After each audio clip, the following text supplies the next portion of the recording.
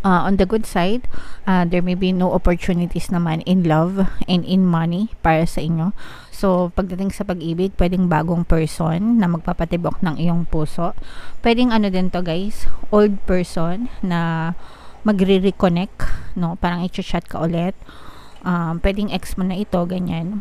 Mag-chat ulit sa'yo, magpaparamdam and magre-reconnect. So, not necessarily na makikipagbalikan, pero pakikiligin ka ulit nitong person na to, mga kapiksi.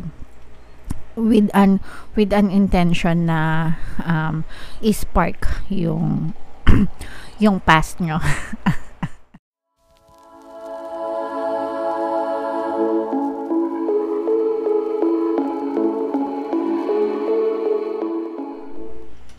Hello guys, hello Cancer. Welcome back to Pinoy Pixie Tarot.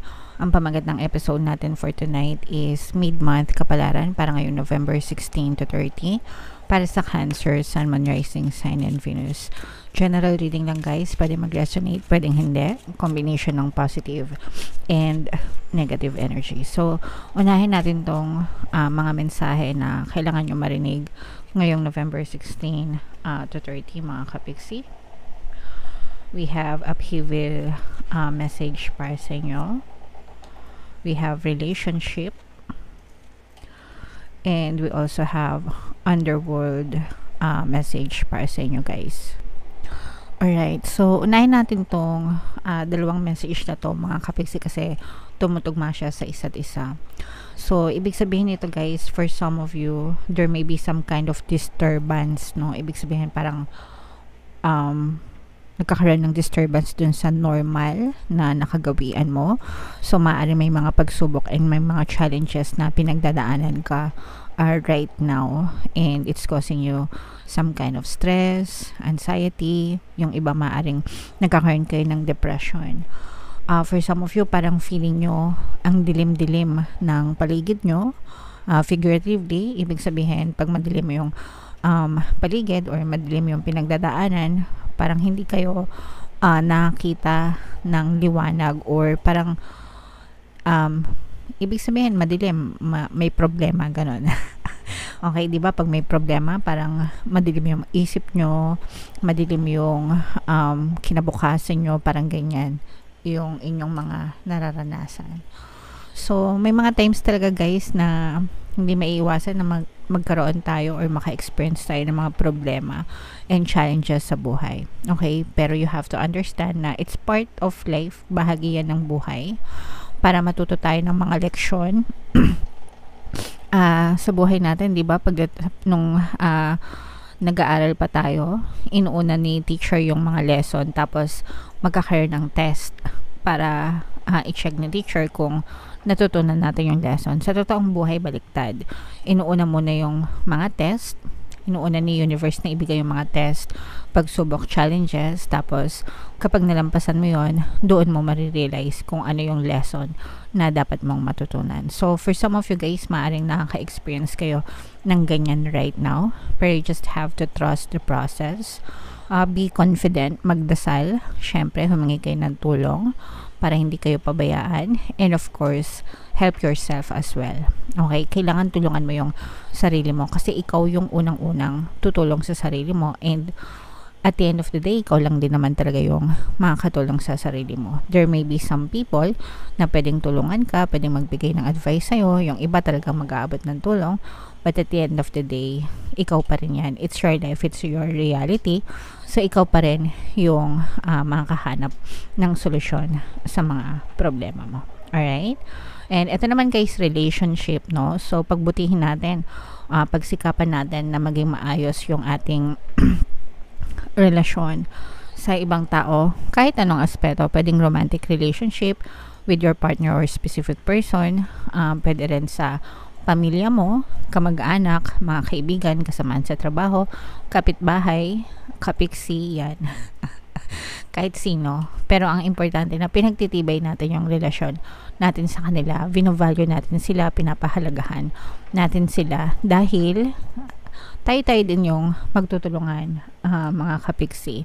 Danas na danas natin yan nung nagkaroon ng pandemic, di ba? Lahat bayanihan, lahat tulungan. So, wag na nating antayin na magkaroon ng pandemic ulit para lang iparamdam sa ibang tao yung ating pagkalinga, pagtulong, pag-aalala. Dapat ini-strengthen natin yung ating relationship with them, mga kapiksi. Alright? Okay, pasensya na kayo, sumasabit yung boses ko, guys. So, yan ang message for you, mga kapiksi. Comment down below, guys, if naka-resonate kayo dyan. Ito naman, titingnan naman natin yung mga ganap sa buhay nyo ngayong November 16 to 30, mga kapiksi. Shuffle ko to, guys. Hanapin ko yung energy ng Cancer. Habang sinashuffle ko to, panoorin nyo muna tong video natin regarding sa ating paano mag-manifest ng abundance video course. Kapiksi, sawa ka na ba sa mga struggles at hirap sa buhay mo? Masipag ka ba at masikap sa buhay ngunit hindi ka pa rin umaasenso? Ilang beses ka na bang nag-attempt magnegosyo at mag-invest pero palagi ka pa rin nalulugi? Sa pagkakataon na ito ay maaaring may subconscious beliefs ka na nagiging balakid sa iyong pag-unlad at pagyaman. Introducing, paano mag-manifest ng abundance video course. Dito ay matututunan mong ma-overcome ang mga balakid mo para tuluyan ka ng umunlad, umasenso, sumagana, maging matagumpay, successful at maswerte sa iyong kabuhayan, pera, trabaho, negosyo, salapi at kaperahan ng bonggang-bongga. Dali, mag-send na ng email sa pinoypixitaro@gmail.com at simulan na ang iyong pagyaman ngayon. Alright, so gusto mo bang yumaman, kapiksi? Kung gusto mong yumaman, umunlad at umasenso ng bonggang-bongga, mag-avail ka na ng course na yan kasi sobrang ganda talaga niyan, guys. And good news, no, dahil malapit na ang Pasko, extended yung sale natin, guys, until November 30. Magbibigay ako ng 10% discount sa lahat na mag-avail ng course, kaya mag-avail na kayo, guys. Meron din tayong email coaching, manifest your desires using the law of attraction. If meron kayong mga specific na gusto nyong i-manifest, pwedeng love and relationship, mga kapiksi, pwedeng money or career, pwede kayong magpabook ng email coaching session with me. Mag-send lang kayo, guys, ng email sa pinoypixitaro@gmail.com. So, Cancer, guys, kayo ay na-represent ng Queen of Cups sa ating spread. Meron ding lumabas dito ng Air sign, Aquarius, Gemini, Libra, Fire sign, Aries, Leo, Sagittarius, and Earth sign, Capricorn, Taurus, Virgo. For some of you, maaaring may ganyan kayo. May ganyan kayo sa inyong natal chart. For some of you, you may be dealing with these people. Pero nararamdaman natin na ang focus ng attention nyo ngayon is more on socialization, mga kapiksi. So, and hindi na yan nakakagulat kasi November na, 'di ba? Tapos December na. So, yung iba parang nag-a-advance na yung mga party-party nila, gatherings, Christmas party. Yung iba maaaring nagpaplano na kayo ng mga gatherings or reunion, mga kapiksi. For some of you, I'm sensing na maaaring may kinalaman din ito sa negosyo, no? Kung ikaw ay negosyante, parang busy ka sa pakikipag-usap sa iba-ibang tao, client meetings, ganyan. Especially if meron kayong mga big projects or big clients na hinahandle. Parang kaliwat kanan yung mga meeting nyo, nakikipag-usap kayo sa iba-ibang tao to close the deal or para pag-usapan yung mga projects nyo with other people, mga kapiksi. And for some of you naman, parang nakikita natin na nabibuild talaga yung magandang relationship nyo with other people. Kagaya nitong energy na lumabas, diba? Sabi nga dito kanina, i-build nyo yung maayos na relationship nyo with other people. And in your case, nakikita natin yan na talagang very busy kayo sa pagkipag-usap sa ibang tao, handling your relationship with them sa kahit anong aspeto pa, no? Pwedeng sa trabaho, pwedeng sa negosyo, or pwede rin na sa pamilya, mga kapiksi. Any type of relationship. For some of you, if meron kayong mga inaantay na balita or news sa mga kamag-anak nyo or kakilala from abroad, maaring nyong matanggap yung mga impormasyon na inaantay nyo, mga kapiksi, or baka meron kayong mga inaantay na mga package, mga balikbayan box, ganyan, na hindi pa nare-release or hindi pa dumadating sa inyo. One of these days, mga kapiksi, maaaring dumating yan sa inyo. Alright? And for some of you, I'm sensing na may mga bagong kakilala din kayo. Okay? Hindi lang yung mga old people na kakilala nyo, pero may mga bagong tao rin na makikilala kayo, mga kapiksi. Okay? So, pwedeng may kinalaman sa work or again, socialization nyo. Pwede rin sa love, mga kapiksi. Pag-ibig, no? Love life. Yan yung nakikita natin or nararamdaman natin. Yes, and brand new opportunities sa pag-ibig at saka sa pera. For some of you guys, parang medyo sumasakit yung ulo nyo. Meron tayong presence ng earth sign, Capricorn, Taurus, Virgo. Parang merong manghihiram sa'yo ng pera na medyo magpapasakit ng ulo mo, or baka may nakahiram na sa inyo ng pera tapos nahihirapan kayong singilin sila, nahihirapan kayong makipag-usap sa kanila, and either nahihirapan silang magbayad sa inyo or nahihirapan kayong singilin sila, mga kapiksi, kasi baka wala rin silang pambayad. So yun din yung pwedeng maging reason kung bakit nahihirapan kayo.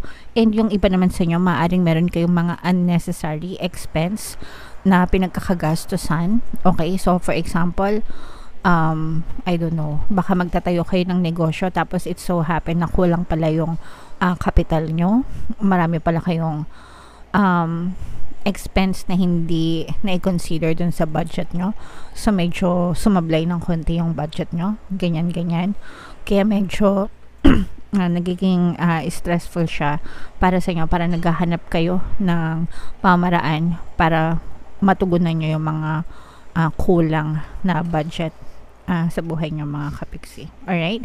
Pero on the good side, there may be no opportunities naman in love and in money para sa inyo. So pagdating sa pag-ibig, pwedeng bagong person na magpapatibok ng iyong puso. Pwedeng ano din to guys, old person na magre-reconnect, no? Parang i-chat ka ulit. Pwedeng ex mo na ito, ganyan. Mag-chat ulit sa'yo, magpaparamdam, and magre-reconnect. So not necessarily na makikipagbalikan, pero pakikiligin ka ulit nitong person na to, mga kapiksi, with an intention na i-spark yung yung past nyo. Alright, and then sa mga bago naman, yung iba naman sa inyo talagang pwedeng bagong karelasyon, bagong tao na magpapakilig sa'yo. Pwedeng mag-confess ito ng kanyang feelings, pero parang ano lang, I like you, hindi pa I love you, ganyan. I like you, so parang magpaparamdam ito na gusto kanya, mga kapiksi, parang admiration. Yeah. Alright? And then sa money naman, mga kapiksi, pwedeng may mga bagong opportunities kayo na kino-consider.